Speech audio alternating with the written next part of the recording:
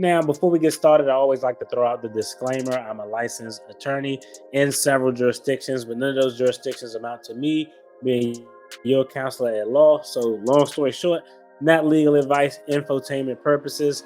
Find a professional in your area. If you're looking for legal, financial advice, a barber, a mechanic, make sure they're licensed and have the credentials to do what they say they can do.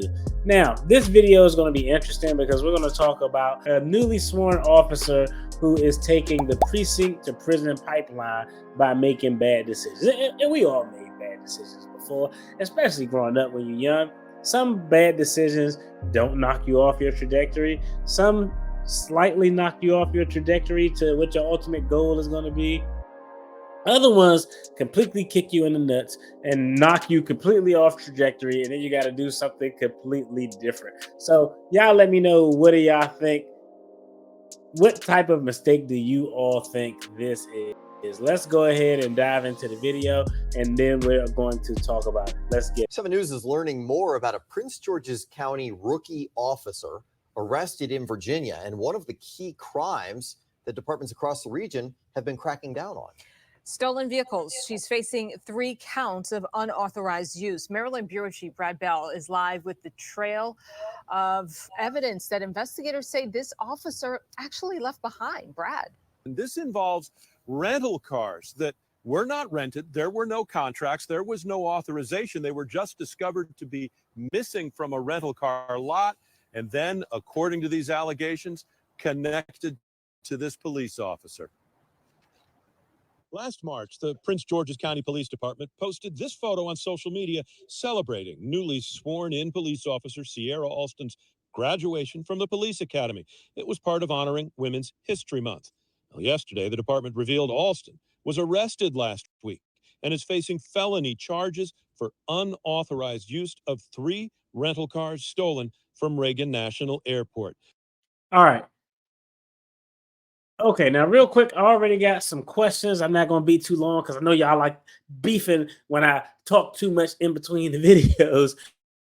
But the first question is, what is the end game of this? Most people, 99.9% of people, commit crimes because it's some type of monetary benefit. So what is the monetary benefit? I'm thinking maybe it's some chop shop or something like that, because I know she's not just doing this for joyriding.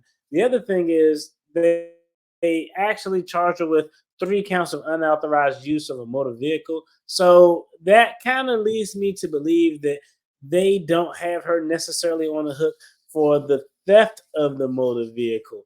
Now, the question is, how do you steal a vehicle from a damn car dealership? I don't know. That's kind of complicated.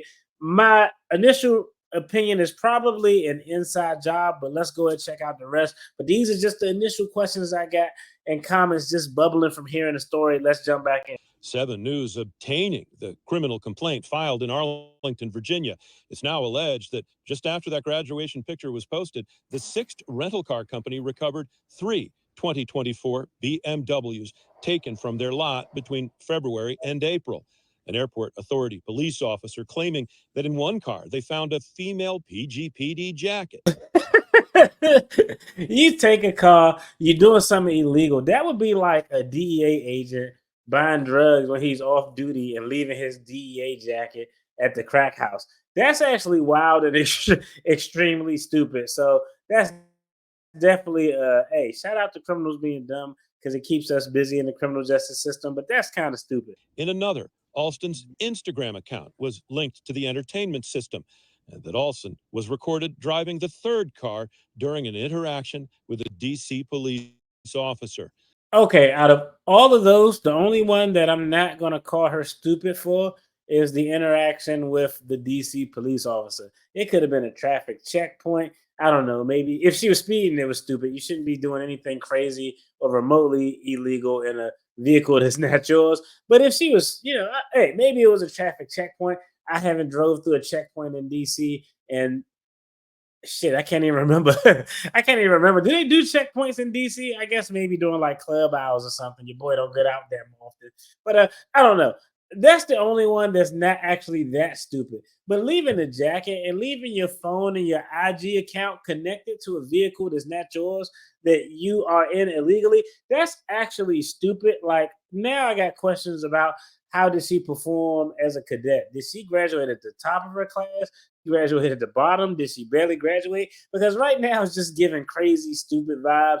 This is definitely, in my opinion, a decision that's going to change her trajectory completely, especially when you go from a profession that's sworn to uphold the law to immediately, less than 5 days after the graduation, engaging in some criminal shit. That's actually kind of wild.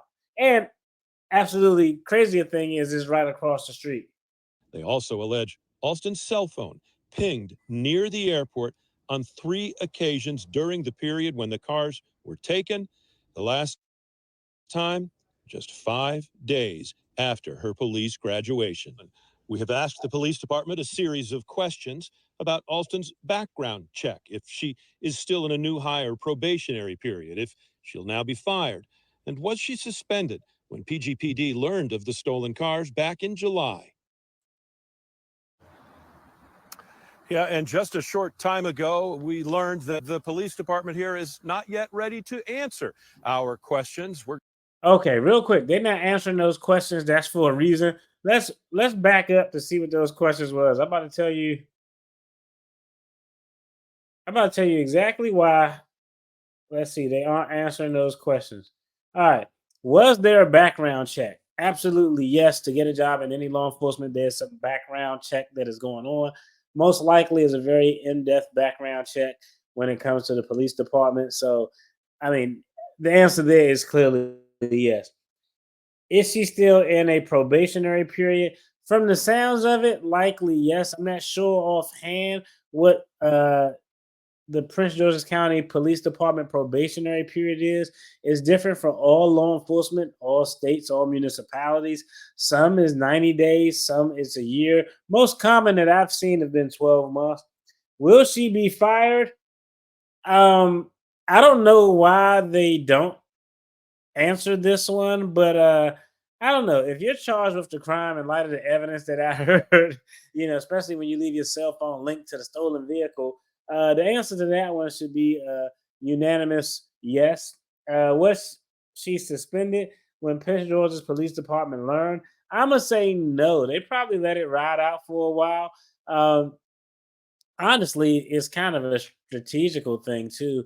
Uh, it could be an administrative thing, but it's not uncommon if employer that's law enforcement learn of an employee's crime not to suspend them immediately. Sometimes they may just sit on it, watch and wait to see if you engage in that alleged illegal activity again.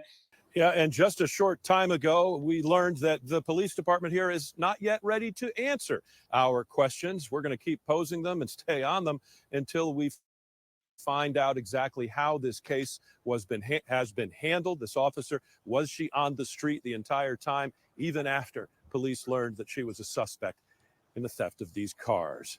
The Prince George's County Police Headquarters, Brad Bell, 7 News. Okay, that is actually a crazy ass story. And like, I don't know, like in every profession, let's think about this. 1 out of 3 Americans have an actual criminal record. So if you and 2 other people line up, 1 out of 3 y'all have a criminal record. And it just is what it is. But what percentage of Americans actually commit crimes? Now that's going to be a hard data point because you got people who committed crimes in the past, people who are currently charged with crimes, people who are serving sentence for crimes that were committed currently, and then you got a group of people who committed crimes that nobody know that they actually committing crimes. But generally, I believe in averages, and I think averages are consistent. What I mean by that is if 6 people in the United States, 6 out of 10 people live paycheck to paycheck. I think in the NFL, 6 out of 10 people live paycheck to paycheck. In the NBA, 6 out of 10 attorneys live paycheck to paycheck.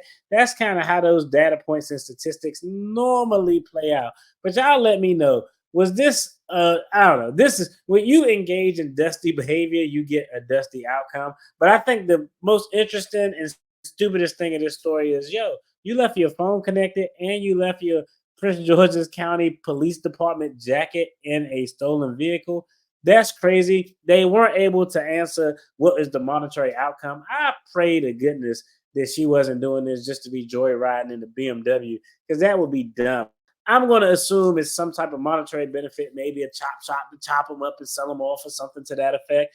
The other question I had was, how are they stealing these vehicles? We know they're 2024 BMWs, so it's probably one or two ways. One, and I think the more likely scenario is probably somebody on the inside who's giving up those keys. Two, another way and mechanism that people use is to steal modern cars. They can pretty much duplicate the signal that the key fob gives, and it allows them to start the vehicle up with some type of ridiculous device. In any event, this is another cop that allegedly and appears to be on some bullshit and made a bunch of stupid ass moves that led to her actually getting caught, going from the precinct to prison pipeline.